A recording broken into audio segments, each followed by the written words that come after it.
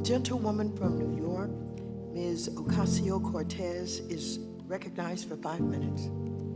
It's good to see you, Mr. Zuckerberg. I think you, of all people, can appreciate using a person's past behavior in order to determine, predict, or make decisions about future behavior. And in order for us to make decisions about Libra, I think we need to kind of dig into your past behavior and Facebook's past behavior with respect to our democracy.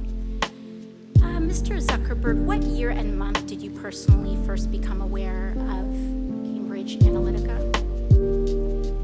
I'm not sure of the exact time, but it was probably around the time when it became public. I think it was around March of 2018. I could be wrong, though. When did Facebook COO Sheryl Sandberg become aware of Cambridge Analytica? I don't know off the top of my head. You don't know. Did anyone on your leadership team know about Cambridge Analytica prior to the initial report by The Guardian on December 11, 2015? Congresswoman, I believe so, and that some folks were tracking it internally. And I'm actually, as you're asking this, I do think I was aware of Cambridge Analytica as an entity earlier. I don't know if I was tracking how they were using Facebook specifically. when was the issue discussed with your board member, Peter Thiel? Congresswoman, I don't know. You don't know. This was the largest data scandal with respect to your company that had catastrophic impacts on the 2016 election. You don't know? Well, Congresswoman, I'm sure we discussed it after we were aware of what happened. Okay. You announced recently that the official policy of Facebook now allows politicians to pay to spread disinformation in 2020 elections and in the future. So I just want to know how far I can push this in the next year. Under your policy, using census data as well, could I pay to target predominantly Black zip codes and advertise them the incorrect election date? No, Congresswoman, you couldn't. We have, even for these policies around the newsworthiness of content that politicians say, and the general principle that I believe that.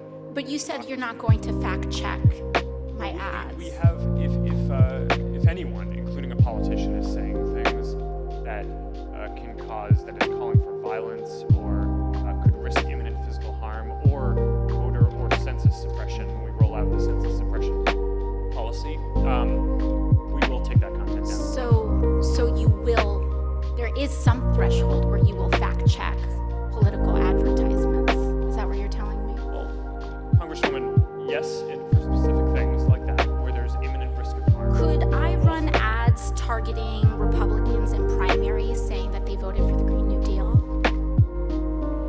Sorry, can you repeat that? Would I be able to run advertisements on Facebook targeting Republicans in primaries saying that they voted for the Green New Deal? I mean, if you're not fact-checking political advertisements, I'm just trying to understand the bounds here. What's fair game? I don't know the answer to that off the top of my head. I think. So you don't know if I'll be able to do that.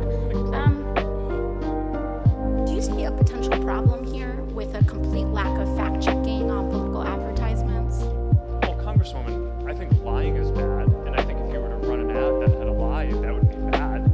That's different from it being, in our position, the right thing to do to prevent your constituents or people in an election from seeing that you lie. So you won't take down lies, or you will take down lies? I think it's just a pretty simple yes or no. Congresswoman, I'm not talking about spin.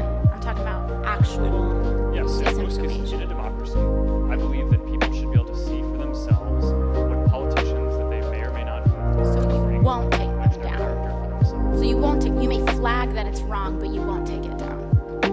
Congresswoman, it depends on the context that it shows up. Organic post ads, the truth is One more question. In your ongoing dinner parties with far-right figures, some of who advance the conspiracy theory that white supremacy is a hoax, did you discuss so-called social media bias against conservatives, and do you believe there is a bias? Congresswoman, I don't remember everything that was in the question.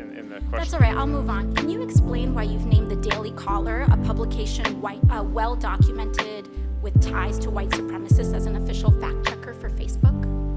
Congresswoman, sure. We actually don't appoint the independent fact checkers. They go through an independent organization called the Independent Fact Checking Network that has a rigorous standard for who they allow to serve as a fact checker. So you would say that white supremacy